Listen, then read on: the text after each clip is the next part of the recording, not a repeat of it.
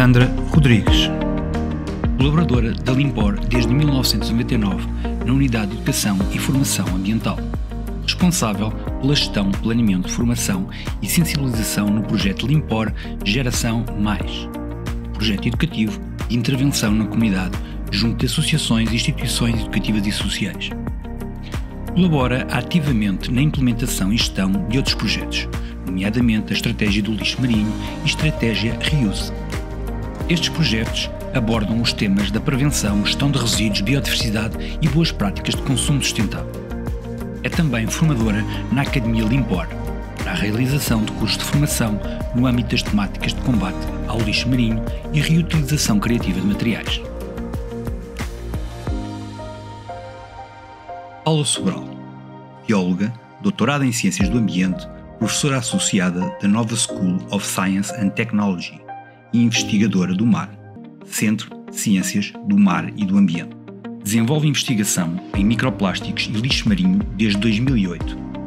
Coordena e participa em diversos projetos de investigação no âmbito nacional e internacional sobre distribuição e abundância de microplásticos nos oceanos e zonas costeiras e respectivos impactos na vida marinha, tendo várias publicações científicas sobre o tema. Perita em microplásticos da FCT, é membro do Joint Group of Experts on Scientific Aspects of Marine Environmental Protection e do grupo de peritos do Second World Ocean Assessment das Nações Unidas. Tem colaborado com várias instituições e agências governamentais na implementação da Diretiva do Quadro de Estratégia Marinha.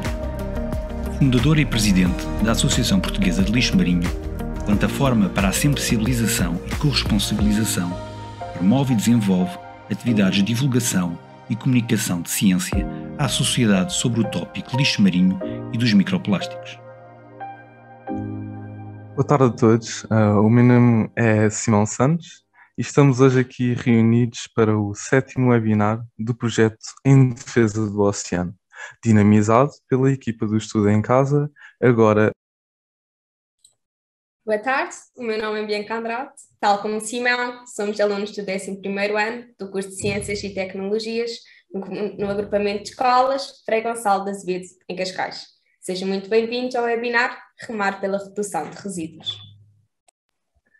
Neste webinar, dedicado ao tema dos resíduos, temos como convidadas Sandra Rodrigues, em representação da Limpor, Serviço Intermunicipalizado de Gestão de Resíduos do Grande Porto, e a professora Paula Sobral, da Universidade Nova de Lisboa, investigadora do mar e fundadora da Associação Portuguesa de Lixo Marinho. Durante as apresentações, podem colocar questões na caixa de mensagens QIA, que está na barra inferior do vosso ecrã. Essas questões serão respondidas pelas convidadas após as duas apresentações. Passo agora a palavra à Sandra Rodrigues. Olá, muito boa tarde a todos. Eu vou passar a compartilhar a minha tela.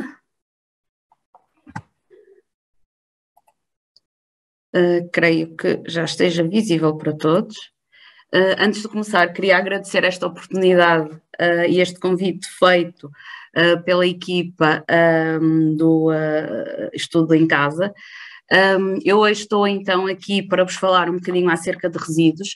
Antes de começar a falar propriamente da questão dos resíduos, só para enquadrar um bocadinho, a Limpor é responsável pelo tratamento e pela gestão de resíduos na zona do Grande Porto, ou seja, nós temos 8 municípios associados e aqui a nossa grande responsabilidade é receber todo o material recolhido por estes mesmos municípios e depois encaminhar para os tratamentos adequados.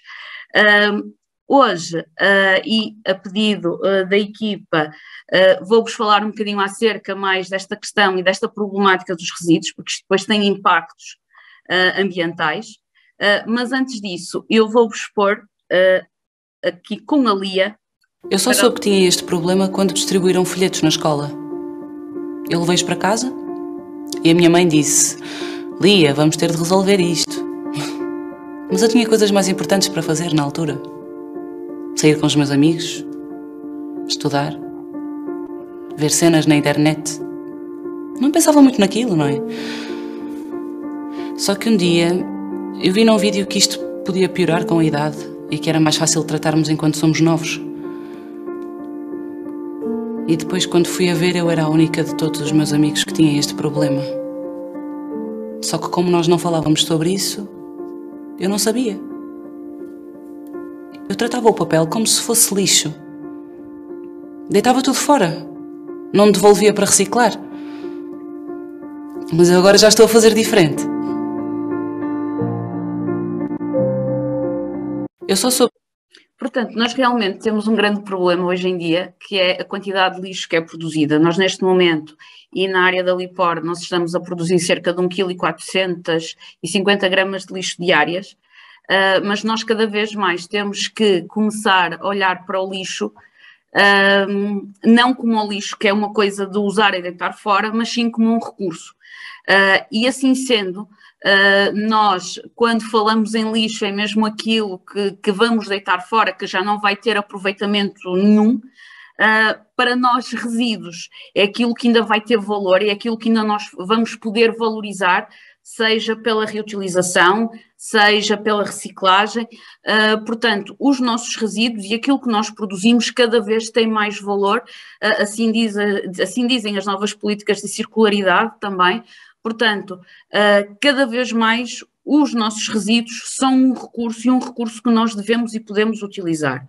Só para vocês terem uma ideia, há uma hierarquia na gestão de resíduos, onde a base da pirâmide e aquilo que será mais importante é a questão da prevenção, ou seja, eu tenho que prevenir a produção de resíduos, eu tenho que fazer as minhas escolhas enquanto consumidor no ato da compra, para que efetivamente possa fazer uma diminuição ou consiga diminuir a quantidade de lixo ou de resíduos que eu vou produzir no final. Depois, se eu não preciso, não compro, tão simples quanto isso. Quando eu vou às compras, então devo tentar sempre que possível reduzir o máximo dos produtos que eu estou a comprar, e aqui atenção, não vou deixar de comer nem coisa que se pareça, é ter alguns cuidados com a quantidade e com a tipologia de materiais ou de alimentos que eu vou comprar, nomeadamente em tipos de embalagens. Depois, a reutilização, que também, e aqui puxando a brasa à minha sardinha, é uma das minhas preferidas, e isto porquê? Porque permite-nos também aqui usar a criatividade e a imaginação para olhar para objetos e vermos que aqueles objetos podem ser transformados em coisas completamente diferentes e prolongar a sua utilização e o seu período de vida, por assim dizer. Só depois, então, é que nós vamos ter a reciclagem, ou seja, eu primeiro vou pensar se preciso, depois vou reduzir a quantidade de resíduos que eu vou produzir, vou tentar reutilizar aquilo que eu produzo e só depois, ok, eu não posso reutilizar, eu não posso fazer mais nada com aquilo, então aí sim eu vou reciclar. E depois temos a valorização, aqui no caso da Lipor, nós fazemos uma valorização energética, e depois outros sistemas têm então a deposição em aterro sanitário, que neste caso será a parte que menos favorável nesta gestão de resíduos, ou seja, nós deveríamos conseguir fazer esta gestão pelo menos até à reciclagem, porque assim era aquilo que seria mais sustentável. Não é isso que acontece, infelizmente, no entanto está-se a conseguir dar passos para que isso cada vez mais seja possível. Portanto, como eu vos estava a dizer, neste momento a prevenção é o mais importante, ou seja, nós cada vez mais temos que prevenir, peço desculpa, e algumas formas de nós prevenirmos, isto aqui são algumas boas práticas, coisa que nós, por norma, já vamos fazendo, há muitas mais. O facto e eu como passo muito pelas escolas, vejo cada vez mais vocês a levarem já os vossos cantis ou as vossas garrafas reutilizadas de casa com água. Devido à pandemia, muitos começaram a adotar também levarem lancheiras e principalmente nos níveis de ensino superiores, por exemplo, a parte das secundárias, também já é muito frequente haver na sala dos alunos ou no espaço dos alunos micro-ondas, já há muita gente a trazer a dita marmita de casa. Portanto, isto aqui também vai ajudar no combate ao combate e à produção de resíduos. Evitar os materiais de uso único, neste caso mais o plástico de uso único. Portanto, nós também cá em Portugal já começamos a ter outro tipo de políticas que permite que efetivamente haja um combate efetivo a este tipo de material. Dizer sim ao reutilizável. Nós temos sacos de pano, podemos, lá está, usando a criatividade e a imaginação, podemos usar uma t-shirt velha e fazer um saco para ir às compras, por exemplo. Há aqui uma série de coisas que nós podemos fazer no nosso dia-a-dia. Como eu costumo dizer sempre, primeiro estranha-se, depois entranha-se. É muito difícil mudarmos hábitos, mas isso é possível de ser feito. Outra coisa que nós devemos ter em atenção é, então, entregar os resíduos ao ecoponto. Ou seja, o facto de eu fazer a reciclagem é muito importante para que os meus resíduos possam, então, ser valorizados da melhor forma. Portanto, eu acho que aqui não deverá haver grandes dúvidas no que se deve ou não colocar dentro de cada um dos contentores. Portanto, o nosso ecoponto tradicional é constituído por 3 contentores, um verde, um azul e um amarelo. Em Portugal a regra é a mesma, portanto temos sempre estes 3 contentores em termos de separação.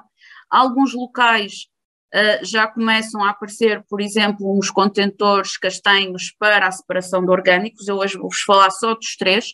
Portanto, o verde, o azul e o amarelo. Dentro do verde eu apenas vou colocar as embalagens de vidro, e quando eu digo embalagens, são mesmo embalagens. Isto quer dizer o quê? Que vidros de janelas, espelhos, louça, tudo isso não deverá ser colocado no ecoponto de cor verde. Depois há sempre aqui mitos associados. Eu não preciso de lavar absolutamente nada. A única coisa que eu tenho que garantir é que as embalagens estejam devidamente vazias e escorridas. No caso do vidro, devo tirar as tampas, não preciso tirar rótulos, não preciso fazer nada disso. É escorrer a embalagem, tirar as tampas, tirar as rolhas e colocar no contentor de cor verde sem qualquer tipo de problema. No contentor de cor azul, vou colocar tudo aquilo que sejam embalagens de papel, revistas, jornais, caixas de transporte. Devo ter sempre cuidado de não colocar embalagens que estejam sujas com gorduras ou produtos biológicos, e quando eu digo produtos ou materiais biológicos, aqui estamos a falar de guardanapos, lenços de papel, papel higiênico. Isso deverá ir sempre para o caixote do lixo, está bem? Não dão para reciclar. Devemos ter cuidado também com as gorduras, portanto, isso também deverá ser colocado no caixote do lixo. Mais de resto, a tinta do jornal não é lixo, ou não é contaminante, portanto, eu vou poder colocar o meu jornal, as minhas revistas, os papéis de publicidade, as caixas dos ovos, dos cereais, das bolachas, sem qualquer tipo de problema, tendo aqui em atenção no caso do papel. É sempre que possível, e no caso das caixas, espalmar ou dobrar para que se consiga colocar no ecoponto, ou se nós fizermos a separação em casa e depois ir entregar ao ecoponto de rua, então ter o cuidado de espalmar também para não ocupar tanto espaço. E aqui na questão do espaço vai-se passar um bocadinho o mesmo com o contentor amarelo. O contentor amarelo, peço desculpa, é para colocar única e exclusivamente as embalagens de plástico, metal e cartão complexo ou ECAL, que são os pacotinhos de leite, de sumos, os pacotes das natas, e aqui é a mesma coisa. Eu não tenho que lavar absolutamente nada, não tenho que tirar rótulos, a única coisa aqui que devo fazer é espalmar. E isto porquê? Porque se vocês ainda não se aperceberam, a par com os orgânicos, o contentor, ou neste caso, aquilo que nós produzimos em maior quantidade nas nossas casas, são embalagens. E nós temos embalagens de diferentes tamanhos, portanto, se acabar, por exemplo, em casa o amaciador da roupa, juntamente com, sei lá, um garrafão de água, lá se vai o espaço todo que eu tenho em casa para poder fazer a separação. Portanto, aqui o importante é espalmar para rentabilizar espaço, mas ao mesmo tempo e acima de tudo fazer a separação. E isto é muito importante. É muito importante, como eu já vos disse, para que estes materiais possam então ser reciclados, e nós cada vez mais temos tecnologia para isso, precisamos da matéria-prima, e a matéria-prima é aquilo que nós estamos a separar nas nossas casas. E é por isso que muitas das vezes eu digo que o educar é fácil, reeducar e mudar hábitos é muito complicado. Nós já temos aqui uma série de coisas entranhadas em nós que tentamos, há sempre uma tendência a criar obstáculos e resistências em pequenas coisas que são extremamente fáceis de se fazer. Portanto, de certeza que aqui e todos os presentes já sabem as regras e aquilo que se coloca dentro de um ecoponto. Muitas das vezes a desculpa é está muito longe ou não dá jeito, assim, está a distância, isso já, hoje em dia já não pode ser desculpa. Portanto, nós aqui temos mesmo que começar a separar, é muito importante. Porquê? Porque depois, se nós não fizermos isso, vamos ter outros problemas, e problemas nomeadamente com aqueles que nós estamos também cá hoje a falar, que é a questão do lixo marinho. Portanto, se eu não tiver um acompanhamento dos resíduos corretos, se eu não fizer uma separação, ou se eu não colocar os resíduos dentro dos contentores de indiferenciados existentes, então aqui eu estou a promover um aumento de resíduos noutros locais que a mim que vão ter impactos a jusante muito significativos. Portanto, e uma vez que estamos a falar também de mar, eu vou-vos passar mais um pequeno filme.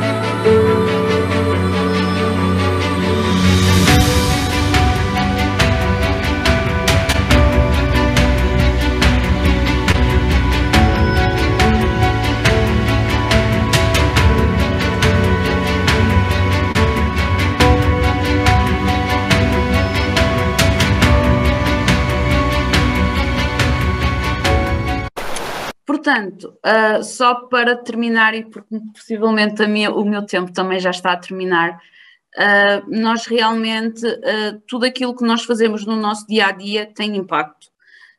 E somos nós que vamos fazer com que esse impacto seja positivo ou negativo. Portanto, a separação, uma boa gestão de resíduos é muito importante, e eu, enquanto consumidora, tenho que começar a ser cada vez mais uma consumidora sustentável, saber aquilo que estou a comprar, como é que estou a comprar e, acima de tudo, depois de eu fazer as compras, como é que eu vou descartar este material. E é fundamental nós aqui então utilizarmos os ecopontos que estão disponíveis e espalhados por todo o local, saber onde é que eles estão, e já tenho aqui também algumas dicas como os utilizar corretamente. Se vocês, entretanto, também precisarem de alguma informação, eu no final também estou disponível para questões que possam ter. Eu depois também já disponibilizei aqui alguns links e algumas informações que depois vocês podem fazer pesquisas caso tenham essa necessidade, e creio que da minha parte termino. Creio que será agora a Bianca. Vou passar novamente a palavra à Bianca. Muito obrigado, Sandra Rodrigues. Era eu, Simão. Obrigado Eu, pela Simão. apresentação. E eu relembro a todos que podem colocar questões na caixa de mensagens do QIA. De seguida iremos assistir à apresentação da professora Paula Sobral.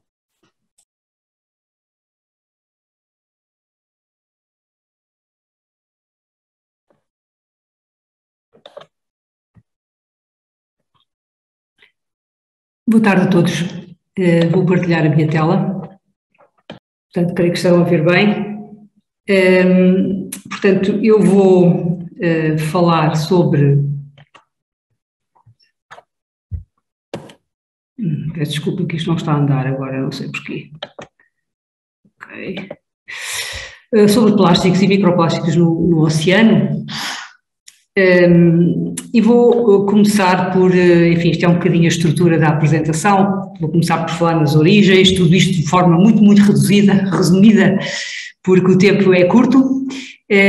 Falarei do transporte, da dinâmica, dos seus impactos e no final colocarei alguns desafios. Portanto, não estou muito habituada a este computador, peço desculpa que este computador é novo para mim.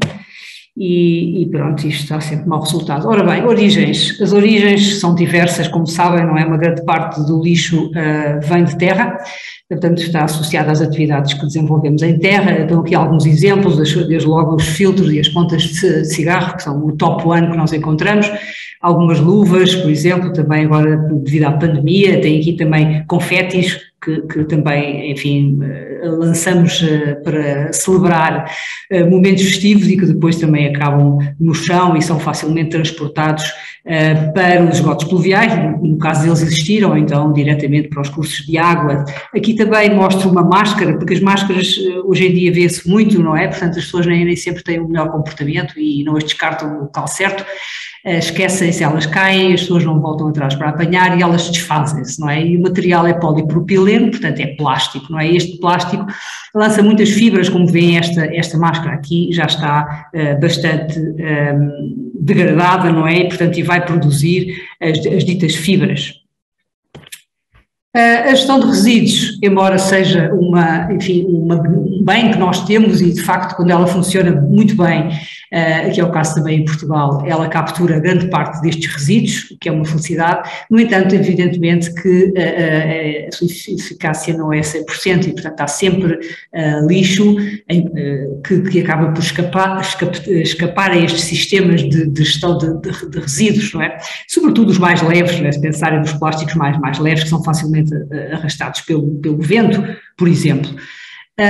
Estes plásticos, normalmente muitos deles pelo menos são flutuantes, ou seja, são menos densos do que a água e acabam depois nos cursos de água arrastados pela chuva principalmente ou por outras vias e são escoados, digamos assim, para o oceano através do curso dos rios.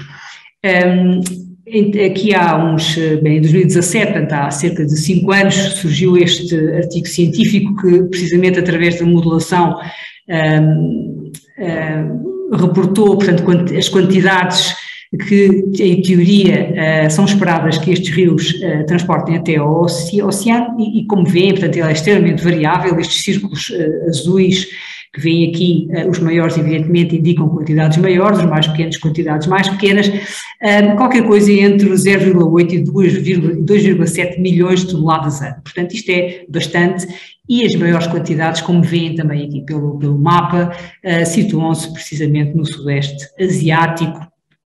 E creio que é por isso também que este lixo, obviamente, as pessoas descartam as embalagens, por exemplo, nos cursos de água, porque não têm alternativa, portanto a gestão de resíduos em muitos casos nem sequer existe, ou então é muito ineficiente, e de facto isto depois faz com que uma grande quantidade de lixo, os tais 80% que as Nações Unidas reportam como sendo o lixo com origem em terra, provém precisamente destas enormes quantidades que são aqui descartadas.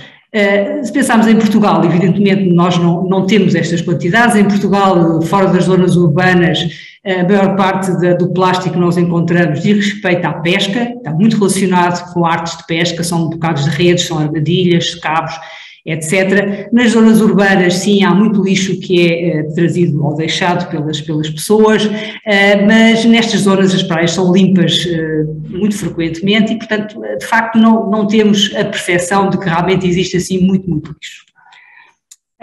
O lixo, de qualquer modo, escoado pelos rios, entra no oceano, entra na circulação oceânica e vai se acumular, e mais uma vez eu friso que estou a falar apenas do plástico flutuante, vai se acumular preferencialmente nestas zonas que são aqui assinaladas neste mapa e que se designa por giros dos oceanos, portanto são locais de altas pressões em que as correntes circulam no sentido dos ponteiros do relógio no hemisfério norte, ao contrário no hemisfério sul.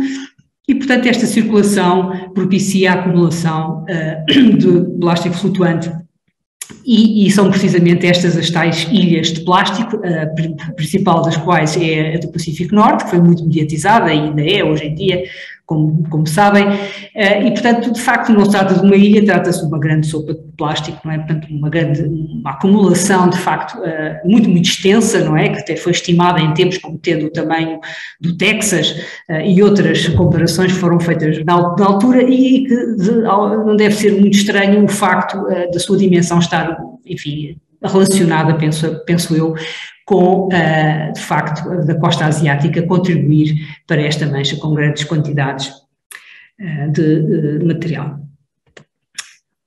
As estimativas apontam para 12,2 milhões de toneladas ano de plástico a entrar no oceano, e portanto isto é muitíssimo, se quiserem uma comparação, corresponde a um caminhão de lixo em cada minuto a descartar plástico diretamente no oceano. A sua origem é terrestre, mas também marítima, a maior parte, como eu disse, cerca de 80% de origem terrestre, a maior parte dela dos países que têm uma costa, não é? Portanto, menos dos países interiores, mas certamente também através dos rios, e por fim, enfim, 20% de origem marítima, sendo que esta origem,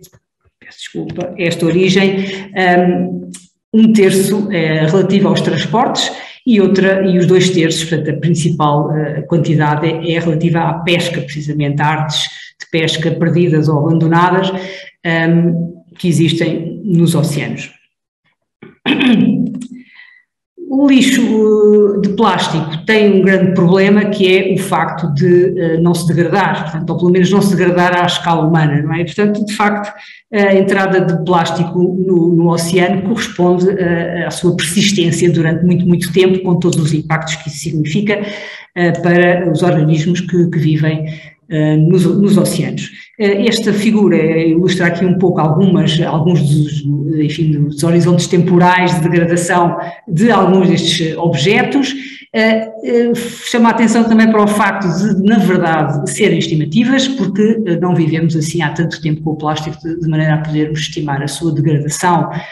Se um fio de pesca, por exemplo, pode levar 600 anos a degradar-se, uma fralda, o plástico de uma fralda, 450 anos, uma garrafa de plástico, 450 anos, é muitíssimo, não é? Portanto, de facto, nunca ninguém viveu, o plástico existe há relativamente pouco tempo, comparativamente, e, portanto, tudo isto são estimativas que derivam de degradação em aterro, que obviamente têm condições muito diferentes àquelas que vamos encontrar no oceano. E, portanto, isto causa realmente uma grande acumulação de plástico, não é? Provavelmente todo o plástico que já entrou nos oceanos ainda continua lá, uma grande parte estará no fundo e, portanto, nós nem sequer vemos. O facto de não vermos significa que este problema muitas vezes tem uma certa invisibilidade, não é? Portanto, e ela começa logo nas pequenas partículas de plástico que ocorrem pela degradação de objetos maiores, que já estão há muito tempo no oceano e que vão envelhecendo, vão se tornando mais quebradiços, etc., não é? E, portanto, o que vemos hoje em dia, quando vamos às praias, como eu disse aqui na zona urbana, são praias limpas habitualmente, muito frequentemente, e, portanto, olhamos e não vemos objetos de grande dimensão e, portanto, consideramos a praia limpa, mas, de facto, a praia não está limpa, a praia está, enfim, cheia de pequenas partículas de plástico que as máquinas de limpeza, obviamente, não conseguem remover. E, portanto, estes microplásticos podem ser de origem primária ou secundária. A maior parte do plástico que nós temos nos oceanos é de origem secundária, porque tem a ver com os objetos que já lá estão e que se vão fragmentando. Mas existem outras outras pequenas partículas que entram no ambiente já nestas dimensões muito pequenas, que no máximo terão 5 milímetros, portanto a definição é essa, portanto entre 1 micrômetro e 5 milímetros. E temos, por exemplo, este exemplo aqui das tintas, as tintas que se vão degradando e que se vão descascando, por assim dizer, quer seja de navios, como é este caso, quer seja os muros das casas onde habitamos e que são pintadas, não é? Todas estas tintas se vão degradando e vão contribuindo com flocos de plástico, no fundo, porque as tintas têm esse material na sua composição, o mesmo para a pintura das estradas e, portanto, são coisas que normalmente não pensamos, não é? Mas, de facto, tudo isto são contributos de microplásticos. A própria indústria que faz as embalagens e usa como matéria-prima este granulado que vem aqui nesta imagem e que muitas vezes não há o cuidado de conter estes grãos e até as aparas quando se fazem os moldes, etc. E, portanto, existem também microplásticos que têm origem na indústria. Neste caso, eles já são fabricados desta maneira e, portanto, são também microplásticos primários. Outros microplásticos primários são as microsferas que vemos aqui na cabeça de um dedo, que são introduzidas em produtos de higiene pessoal, embora cada vez menos, felizmente, porque eles a indústria está a descontinuar essa prática e até mesmo em Portugal entrará em vigor a legislação em julho, que bane, portanto, proíbe a introdução de microplásticos nesse tipo de produtos. Vêm também aqui ao lado 2 caixas de Petri com, as purpurinas, não é? Portanto, um material muito usado também, muitas vezes na maquilhagem, decoração, etc., não é? Que são também microplásticos. Temos depois também aqui as partículas provenientes do desgaste dos pneus, outra coisa que não nos lembramos, os pneus desgastam-se, todos sabemos isso, e de facto estas partículas ficam depois na estrada, são arrastadas pelas chuvas para os esgotos, para as linhas de água e acabam também no ambiente. Um outro tipo de microplásticos primários são as fibras sintéticas que provêm do uso que nós fazemos das nossas roupas, que muitas delas são sintéticas ou pelo menos têm uma porcentagem de fibras sintéticas e de facto este é um problema muito, muito grande e muito difícil de inverter. Cada lavagem contribui com incontáveis fibras de pequeníssimas dimensões e é um contributo direto para o meio aquático, uma vez que as estações de tratamento dificilmente conseguem reter estas fibras tão pequenas, a não ser que elas formem agregados, eventualmente, e se tornem um pouco maiores, e então a eficiência da retenção já será mais apreciável. Estes microplásticos existem nas nossas águas, existem no mundo inteiro, nós temos aqui alguns exemplos de fibras e partículas, aqui uma microsfera também, logo a primeira, dos diferentes polímeros que temos, polipropileno, polietileno, poliestireno, enfim, muitos aqui, estas são amostras retiradas aqui do estuário do Sado, aqui na zona do Cabo Especial. Nos sedimentos temos também uma grande variedade de partículas, aqui temos até uma variedade maior, porque temos até polímeros bastante mais densos, aqueles que se afundam mais rapidamente, como o PVC, por exemplo. Temos aqui uma purpurina em forma de estrela, temos uma outra em forma de hexágono, temos partículas de várias dimensões, cores, formatos, temos também fibras e, portanto, nos sedimentos encontramos realmente uma grande diversidade de microplásticos. Estes microplásticos estão, portanto, disponíveis para serem ingeridos por todas as espécies marinhas, é uma questão apenas da sua dimensão. Nos estudos que temos feito encontramos sempre em várias espécies de peixes, em várias espécies de moluscos, para citar apenas algumas daquelas que nós temos estudado, até em larvas de peixe, e portanto temos aqui ao lado também estas fotografias de partículas e de fibras que encontramos no conteúdo estomacal destes peixes, e também se tem encontrado no músculo, embora nós não tenhamos aqui nada. Bom, temos aqui um problema de formatação, não sei o que é que se passa com esta figura, mas portanto este é um dos últimos slides, tem a ver com o perigo que representa para a saúde humana a presença destes microplásticos, que não estão só na água, apesar de eu apenas ter citado isso, mas que estão também estão também no solo e que estão também no ar que respiramos. E, portanto, a nossa exposição a este tipo de partículas é muito, muito grande, não só através dos alimentos que podemos ingerir e que provêm do mar e que já estiveram em contacto com partículas deste tipo, como também aqueles que estão no ar, principalmente as microfibras, não é? Portanto, que são muito, muito leves e que podem ser até transportadas pelos ventos a larguíssimas distâncias e que, de facto, certamente respiramos todos os dias, diria eu. Portanto, temos várias fontes de microplásticos, peço imensa desculpa por esta figura não estar bem, não sei o que é que aconteceu. Temos muitas fontes de microplásticos, como eu já agora aqui disse, os tipos também são diversos, as fibras, as microsferas, espumas, fragmentos. Temos depois possível entrada no organismo, e eu diria mais do que possível confirmada, porque no último mês, digamos, nas últimas 2 semanas talvez, saíram 2 artigos, um deles sobre a presença de plástico no sangue humano e um outro sobre a presença de plástico nos pulmões. E, portanto, não há dúvida nenhuma que, de facto, estas partículas, dependendo da sua dimensão, podem entrar no corpo humano e já o fizeram, e certamente todos nós hoje em dia temos algum plástico que circula no nosso corpo. E, portanto, ele pode entrar através de ingestão de água, de ingestão dos alimentos contaminados, também por contacto, através dos contaminantes que estão associados ao plástico. Pode haver efeitos, pode haver danos ao nível genético, pode haver danos ao nível celular, processos inflamatórios, etc. E, portanto, através da ingestão, através da respiração, através do contacto, é verdade que nós estamos cada vez mais expostos a estes microplásticos e os efeitos, os efeitos sobre a saúde humana não estão avaliados. Avaliamos para já a sua presença confirmada, os seus efeitos não estão ainda avaliados e é cada vez mais urgente fazermos esta avaliação de risco, não é, para a saúde humana. Alguns desafios que eu queria deixar aqui, enfim, como é que podemos de alguma maneira prevenir ou reduzir este problema, através da ciência e da tecnologia, evidentemente, claro, descobrindo novas moléculas que possam substituir os plásticos que conhecemos, ao mesmo tempo também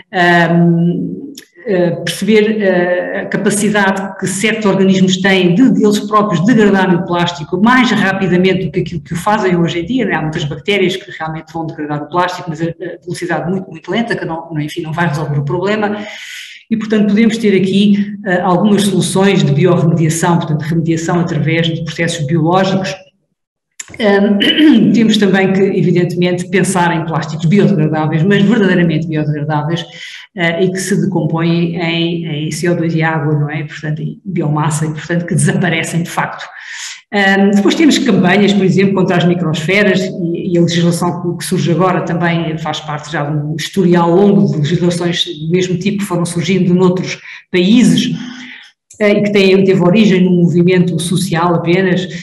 Temos também, enfim, a possibilidade de remover, embora a remoção seja sempre muito difícil, dadas as quantidades enormes que existem no ambiente neste momento, não só nos oceanos, no fundo dos oceanos, praticamente inacessível.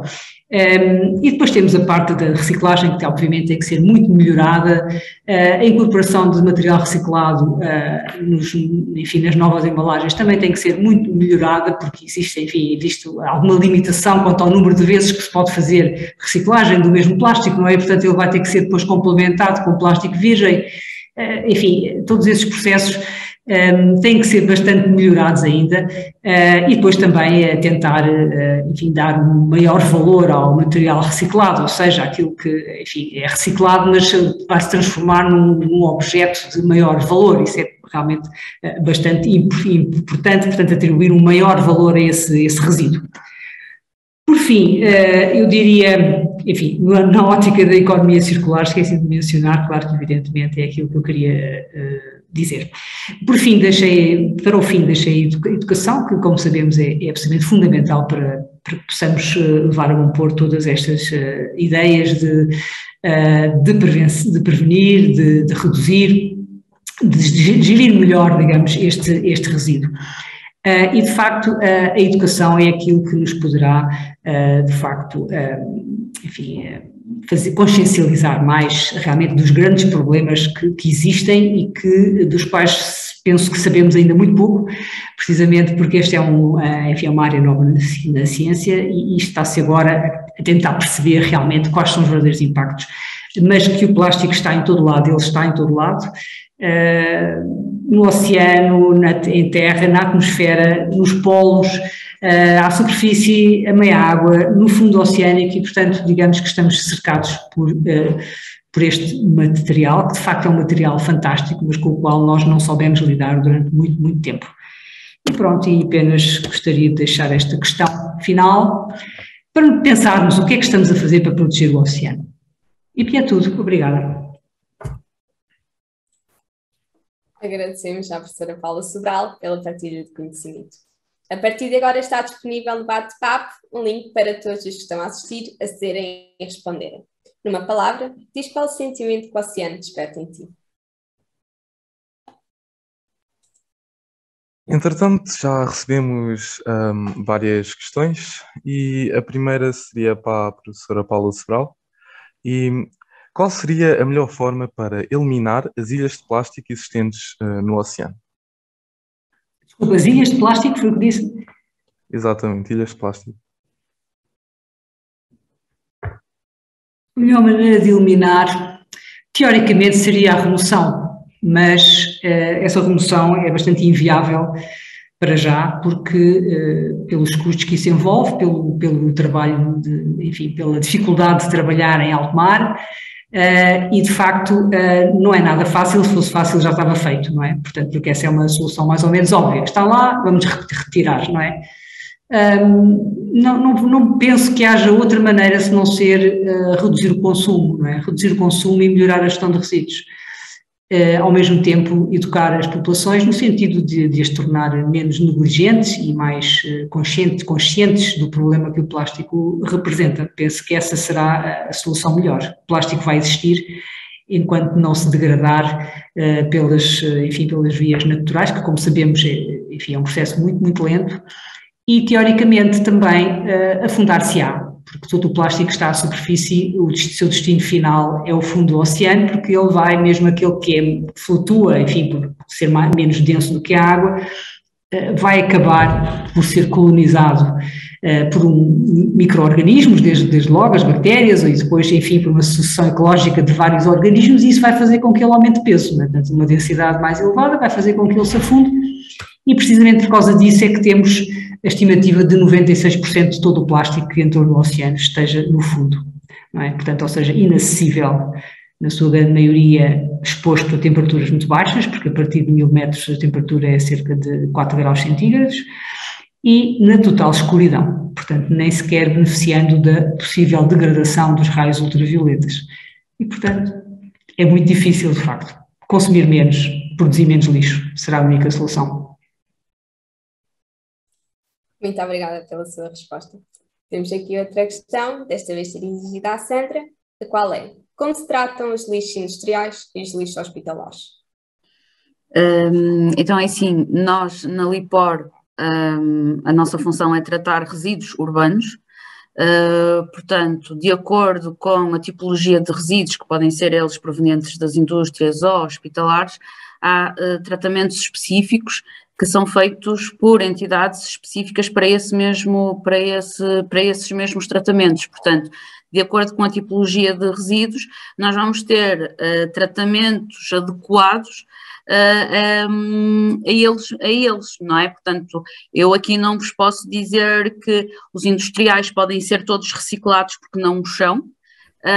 E todos os tratamentos vão depender efetivamente da tipologia e também da produção, se bem que, e cada vez mais com as novas políticas de circularidade, também já começa a haver algum cuidado, mesmo por parte das indústrias, aquilo que à partida poderiam ser refugos ou rejeitados, já começam a ser vistos, por exemplo, como matérias-primas para a produção de outros materiais. Por exemplo, temos um exemplo disso, eram alguns rejeitados, por exemplo, da indústria da cortiça, que neste momento já estão a aproveitar esses materiais para a produção, por exemplo, de mobiliário. Portanto, nós, e em termos de circularidade, já começam a aparecer alguns casos interessantes que permite que lá está esta longevidade de alguns materiais, mas assim, cada material vai ter o seu tratamento adequado e por entidades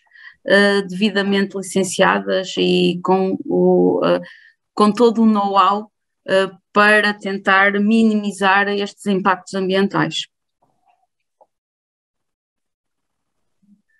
Muito obrigado, Sandra Rodrigues. Agora, uma última questão, estamos a ficar sem tempo, para a professora Paula de Sobral. Os micro-organismos que comem o plástico podem causar algum impacto no ambiente e nos seres vivos? Impacto, não compreendo muito bem a pergunta, mas de facto esses organismos existem na água, não é? Portanto, se houver impactos, existem também sem a existência de plástico. A questão é que esses organismos, alguns deles, possuem enzimas que conseguem degradar o plástico, de facto, não é? Portanto, ou seja, eles também se alojam em fissuras que vão surgindo, não é? Pela degradação das ultravioletas e acabam por digerir um pouco, não é? O plástico com o qual contactam, mas evidentemente que isso passa-se tudo a uma velocidade muito, muito baixa. Impactos para os seres humanos seriam benéficos se a velocidade fosse alta, porque assim acabava-se o plástico mais rapidamente. E, portanto, esses micro-organismos não têm uma relação direta com a saúde humana. Se é isso que queriam saber, não sei muito bem. Penso que sim, penso que sim. Muito obrigado pelas respostas e as questões que não foram respondidas terão mais tarde uma resposta que ficará disponível na página do Estudo em Casa, assim como a gravação deste webinar.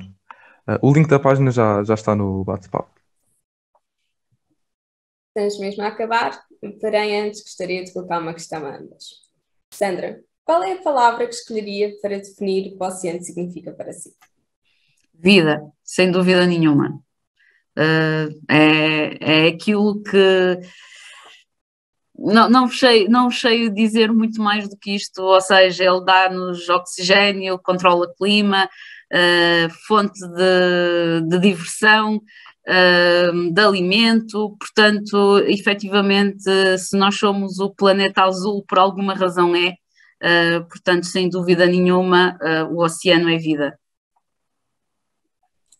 Obrigada.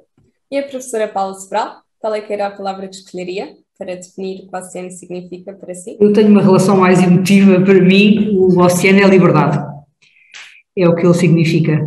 Para mim, são os grandes horizontes, são as possibilidades infinitas de fazer coisas e de ver coisas e de... é um horizonte que ao mesmo tempo caminhamos para ele e nunca o alcançamos, mas estamos sempre a caminhar e, portanto, isso para mim é um incentivo, é uma inspiração. Muito obrigada pelas respostas.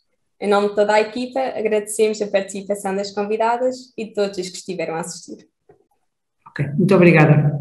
Olá a todos, não se vão embora, por favor, eu pedi ao resto da equipa Estudo em Casa que se juntasse a nós, um bocadinho para fazer aqui um ponto de situação. Esta é uma pequenina parte da equipa Estudo em Casa que tem estado a acompanhar este projeto em defesa dos oceanos. Eu sou a Cláudia Torres, a coordenadora do projeto. Aqui comigo estão várias caras desta pequena, grande equipa que faz todos os dias um trabalho de excelência em defesa não só do oceano, mas em defesa das aprendizagens dos nossos alunos. E não queríamos deixar de agradecer não só à professora Paula, como à Sandra, mas também a todos os oradores que passaram aqui ao longo destes 7 webinars, que fazem parte deste conjunto de saberes que nós quisemos partilhar com os nossos alunos e que agora lançamos aqui 2 grandes desafios aos alunos que nos estão a ouvir e aos professores também que nos estão a ouvir e que também consigam espalhar pelos vossos contactos. Primeiro grande desafio, quem esteve presente nos primeiros webinars, nós lançámos às escolas o desafio de desenvolverem a literacia oceânica através de um roleplay.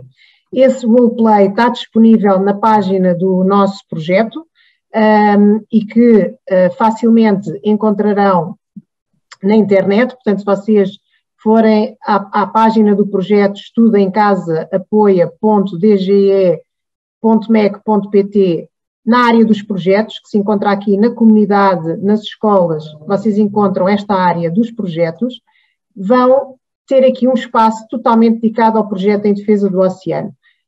Vários foram os que já nos questionaram onde é que encontrariam os slides e também as apresentações.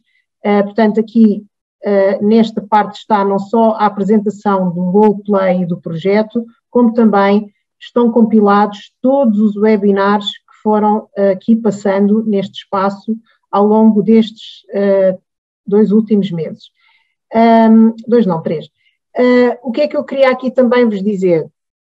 Que nós temos aqui na nossa presença hoje também os nossos parceiros brasileiros, que têm sido peças fundamentais também nesta aprendizagem e desenvolvimento da literacia oceânica. São também chave num grande projeto das Nações Unidas na década dos oceanos e, portanto, nós temos estado a trabalhar em articulação e vamos continuar a fazer esta partilha. E por isso mesmo desafiamos aqui os alunos e os professores a agora desenvolverem este roleplay, partindo do conhecimento adquirido por estes 7 webinars. Nós estamos totalmente disponíveis, a equipa Estudo em Casa e também, com certeza, os parceiros que têm aqui passado nestes webinars estarão disponíveis para apoiar as escolas nesse desafio de se autodesafiarem a refletir sobre qual o papel que cada um de nós, enquanto cidadãos, pode ter na defesa deste grande mar, mas ao mesmo tempo estamos disponíveis para, se necessário, nos deslocarmos às escolas e trabalhar convosco. Portanto, nós, exatamente por esse motivo, isto não é o fim, é o princípio de uma grande travessia oceânica em que eu espero que todos vós se sintam também interpelados. Nós hoje aqui temos também uma grande diversidade de escolas de norte a sul do país, alunos do primeiro ciclo até segundo, terceiro e secundário. Portanto, há de facto aqui uma abrangência muito grande, são vocês os atores principais na defesa deste grande oceano. E como tal, lançamos aqui, já a partir do dia 2 de maio, nós vamos fazer chegar às escolas e, portanto, chateiem os vossos professores e os vossos diretores de agrupamento. Nós vamos lançar, junto com a Fundação Oceano Azul, com o Oceanário de Lisboa, com a Escola Azul e também o EGA, vamos lançar uma votação entre 6 grandes objetivos e ações concretas que vocês, alunos e escolas, podem já aceitar o desafio e assumir desenvolver na literacia oceânica. Vamos lançar uma votação em que cada um de vocês vai ser convidado a fazer parte desta grande decisão daquilo que vai ser uma carta educativa que será assinada presencialmente no dia 8 de junho, no grande seminário do Oceano, em que participarão não só estas entidades que eu acabei de dizer, mas onde também estarão convidados alunos das escolas portuguesas, que serão os embaixadores do Oceano nesse seminário e que vão com ilustres convidados, desde o Sr. Ministro da Educação ao atual presidente também da Fundação Oceano Azul, presidentes de Câmara e outras delegações ligadas às pescas e à defesa do oceano, estarão presentes. Nessa discussão sairá uma agenda muito concreta da ação por parte das escolas e pela voz dos alunos, portanto é uma decisão vossa, dos alunos portugueses, e que será entregue na segunda Conferência das Nações Unidas, que vai ocorrer aqui em Lisboa, no final do mês de junho, será entregue por alunos em mão ao Sr. Secretário-Geral das Nações Unidas, como sendo o compromisso assumido pela a política portuguesa e pelos alunos portugueses na defesa do oceano e no desenvolvimento da literacia oceânica. Portanto, aqui isto é de facto um grande desafio para todos nós. Eu não queria deixar de vos agradecer esta trajetória, esta travessia que fizeram ao longo destes 7 webinars, com ilustres convidados, com excelentes moderadores, que são os nossos alunos das nossas escolas e que tiveram aqui um papel decisivo também em representação de todos os alunos portugueses.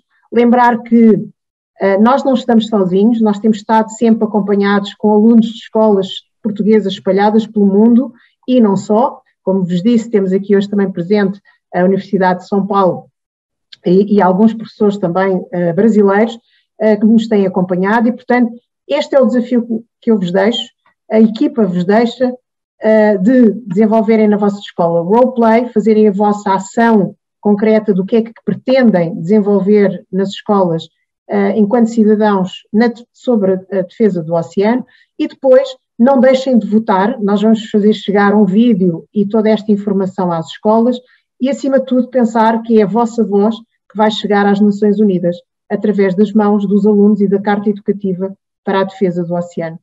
Em nome de toda a equipa, resta-me agradecer. Paula, mais uma vez, Sandra, obrigado por estarem aqui neste grande encerramento. Contamos estar juntas em breve, também convosco, neste grande desafio que ainda agora começa, que é defender o oceano. Obrigada a todos. Até breve.